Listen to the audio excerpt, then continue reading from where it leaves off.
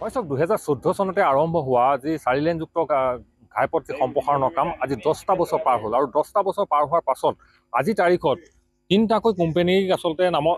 তিনিটাকৈ নিৰ্মাণকাৰী সংস্থাৰ মাজত যোৰহাটৰ পৰা আজি জাজিলৈকে 37 কিলোমিটাৰ পথ আজি তাৰিখত ভাগ কৰিব লগা হৈছে কিয়নো বিগত 10টা বছৰত ইটো কোম্পানী আহে সলনি হয় সিটো কোম্পানী আহে কোনো কাম সম্পূৰ্ণ কৰিব নোৱাৰে আজি তাৰিখত এই জাজিৰ পৰা যি যোৰহাটলৈকে যিটো প্ৰজেক্ট এই প্ৰজেক্টটো তিনিটা ভাগত বিভক্ত তিনিটা কোম্পানী বিনি কনষ্ট্ৰাকশ্যন সদগুৰু কনষ্ট্ৰাকশ্যন আৰু MP আগৰৱালাৰ মাজত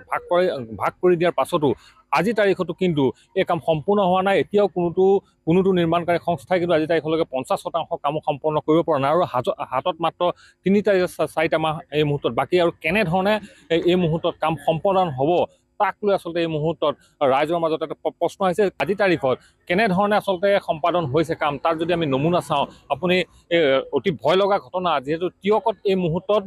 এক মৰণ ফান্দলৈ পৰিণত হৈছে প্ৰায় এই সময়ত আমাৰ হাতত যি তথ্য আছে প্ৰায় 32জনকৈ লোকে এই মুহূৰ্তলৈকে এই 4 লেনযুক্ত পথ নিৰ্মাণৰ সময়ছোৱাৰ ভিতৰত মৃত্যুবৰণ কৰিব লগা হ'ল অকাল মৃত্যুক সাৱটিব লগা হ'ল তাৰ পাছতো কিন্তু এনে ৰাষ্ট্ৰীয় ঘাইপথ প্ৰাধিকৰণে হওক বা যিসমূহ নিৰ্মাণকাৰী সংস্থাসমূহে কিন্তু এই ক্ষেত্ৰত বিশেষ গুৰুত্ব লোৱা পৰিলক্ষিত নহয় মই একাংশ স্থানীয় যুৱক আছে যুৱ ছাত্ৰ পৰিষদৰ বিষয়ববীয়া আপোনাৰ এটা কথা জানিম যে কেনেধৰণে আজি 10টা বছৰ এইটোতো ক'বই নালাগে বহুত মানুহ মৰিলে 32জনকৈ মানুহ আৰু যোৱা এটা 3টা দিনৰ আগতে আৰু এজন মানুহৰ ইয়াত প্ৰাণ গৈছে কেনেধৰণে যথেষ্ট অনিয়ম হৈছে সেইখিনিও বাতৰি হৈছে প্ৰতিবাদ হৈছে তাৰ পাছতো কিয় যি নিৰ্মাণকাৰী সংস্থাই বা ৰাষ্ট্ৰীয় ঘাইপথ প্ৰাধিকৰণে বিষয়টোত গুৰুত্ব আৰোপ নকৰে নিশ্চয়কৈ আপোনালোকে জানে যোৱা 21 অক্টোবৰত যুৱ ছাত্ৰ পৰিষদৰ কেন্দ্ৰীয় সমিতিৰ নেতৃত্বত কাকজানত এটা বৃহৎ প্ৰতিবাদী মানৱ শৃংখল আয়োজন হৈছিল আৰু তাত NSIDCLৰ আৰু যিখিনি কোম্পানী আছে তাৰ বিষয়ভাৱে উপস্থিত হৈ পেলাই তেখেতলোকে জানুৱাৰীৰ ভিতৰত কাম সম্পূৰ্ণ কৰিম বুলি আমাক আশ্বাস দিছিল কিন্তু আজি তাৰিখত আমি এটা কথা দেখিছোঁ আমি বৰ্তমান জগদুৱাৰ POP কাষত আমি উপস্থিত আছোঁ ইয়াত আমি এটা কথা দেখিছোঁ যে ইয়াত যিদৰে এই মাটিটো যিটো তেওঁলোকে পৰীক্ষা কৰি পেলাই আনিব লাগে সেই পৰীক্ষা কৰিছেনে নাই আজি তাৰিখত আমি বা তিয়কবাসী ৰাইজ স্পষ্ট নহয় তাৰ লগে লগে যিটো শিলৰ গুৰি মাটিৰ লগত মিশ্ৰণ কৰি পেলাই ৰুলিং কৰিব লাগে কিন্তু তাতো আমি বৰ সঠিকভাৱে দেখা পোৱা নাই এতিয়া আমি যিহেতু আজি পুৱা ভাগত আহি এই কথা বতৰাখিনি আমি উল্লেখ কৰাৰ লগে লগে তেখেতলোকে সেই শিলৰ গুৰিখিনি ইয়াত পেলোৱা আমি দেখিছোঁ তাৰ লগে লগে আৰু এটা কথা ক'ব লাগিব যোৱা বৃহস্পতিবাৰে ভগামুখৰ যিজন ব্যক্তিৰ মৃত্যু হৈছিল সেই ব্যক্তিজনৰ মৃত্যুৰ হোৱাৰ ঘটনাস্থলীৰ আমি সন্মুখত উপস্থিত আছোঁ এটা কথা ইয়াৰ পৰা অনুমান হৈছে যে এজন ব্যক্তিৰ মৃত্যু হ'লেহে তেওঁলোকে অকণমান কামৰ গতি ক্ষিপ্ৰ কৰে কাৰণ ইয়াত আজি প্ৰমাণ সহকাৰে ইয়াত প্ৰতিফলিত হৈছে যে এই 300 মিটাৰ যিটো ৰাস্তা এই 300 মিটাৰ ছাৰ্ভিচ ৰাস্তাটো সেই ব্যক্তিজনৰ মৃত্যুৰ পিছত আজি ব্লেক টেপিং কাম আৰম্ভ কৰিছে গতিকে ইয়াৰ পৰাই গোটেই কথা বতৰাখিনিত এটা কথা স্পষ্ট হৈছে যে তেওঁলোকে মানুহ মৃত্যু হোৱাৰ পাছতহে কামখিনি সঠিক ৰূপে ৰূপায়ণ কৰিবলৈ তেওঁলোকে যা যোগাৰ কৰে গতিকে আমি মাননীয় মুখ্যমন্ত্ৰী মহোদয় আৰু চৰকাৰ তথা এই কোম্পানীসমূহৰ লগতে NSIDCLক আমি কৰজোৰে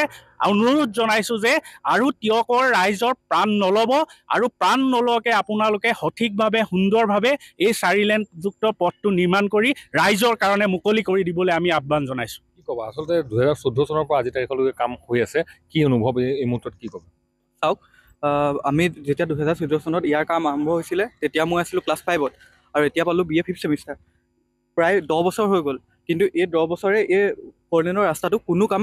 সম্পূৰ্ণ হোৱা আমি দেখিবলৈ পৰিলক্ষিত হোৱা নাই আৰু যিহেতু আমি সদায় এই ৰাস্তাই দিয়ে কলেজলৈ অহা যোৱা কৰোঁ মই হওক বা বেলেগ স্কুলৰ শিক্ষাৰ্থী হওক সকলোৱে এই ৰাস্তাটো যিটো অৱস্থা হৈছে তাৰ কাৰণে আমাৰ ভয় লাগে যে কেতিয়াবা হয়তো আমি ঘৰ নাপামগৈ ৰাতিপুৱা ওলাই আহিম আৰু হয়তো আমি কেতিয়াও ঘৰ মুখ নেদেখিম মা দেউতাৰ মুখ নেদেখিম এই ৰাস্তাটো যিটো অৱস্থা হৈছে মই NSIDCL কৰ্তৃপক্ষক আহ্বান জনাইছোঁ যে সকলোৰে কথা চাওক আমি এতিয়া য'ত থিয় হৈ আছোঁ কেইদিনমান পূৰ্বে ইয়াত এজন ব্যক্তিৰ মৃত্যুবৰণ গৈছিলে আৰু ইয়াৰ পূৰ্বেও বহুতো ব্যক্তিয়ে এই ৰাস্তাটোৰ কাৰণে প্ৰাণ দিবলগীয়া হৈছে ধন্যবাদ জনাইছোঁ আৰু নিশ্চিতভাৱে আপুনি এটা প্ৰসংগ এই মুহূৰ্তত আহিছে যিহেতু ইতিমধ্যে বিভিন্ন ধৰণৰ প্ৰতিবাদ হৈছে ইয়াৰ অনিয়মৰ কথাটো আহিছে ইয়াৰ যিসমূহ ড্ৰেইন বনাইছে ড্ৰেইনৰ অনিয়মৰ কথা আহিছে যিসমূহ POP VOP বনাইছে এইসমূহ যথেষ্ট অনিয়ম আমি যদি ছটাই যিটো POP কথা চাওঁ এটা গাৰ্ডৱাল ভাগি যোৱা এনেকুৱা ধৰণৰ প্ৰসংগ আহিছে এই কথাবোৰ ৰাষ্ট্ৰীয় ঘাইপথ প্ৰাধিকৰণে হওক বা নিৰ্মাণকাৰী সংস্থাবোৰ এই বিষয়বোৰত চকু দিয়েনে হয় চাওক, আমি যিটো এতিয়া ৰাষ্ট্ৰীয় ঘাইপথৰ কথা উল্লেখ হৈ আছে, সেই সময়ত কিন্তু এটা কথা আমি স্পষ্টকৈ আমি গম পাইছোঁ যে ইয়াত কোনো ধৰণৰ কাৰিকৰী তেওঁলোকৰ অভিজ্ঞ লোক মানে এই জেগাসমূহ কিন্তু তেওঁলোকে পৰিদৰ্শন কৰা নাই। ইয়াৰ লগে লগে আমি এটা কথা উত্থাপন কৰোঁ যে তেওঁলোকে যদি টেকনিকেল মানুহ আছে, তেওঁলোকে অতি সোনকালে এই জেগাসমূহ পৰিদৰ্শন কৰি ইয়াৰ ওপৰত তেওঁলোকে চকু দিবৰ বাবে আমি আহ্বান জনাইছোঁ।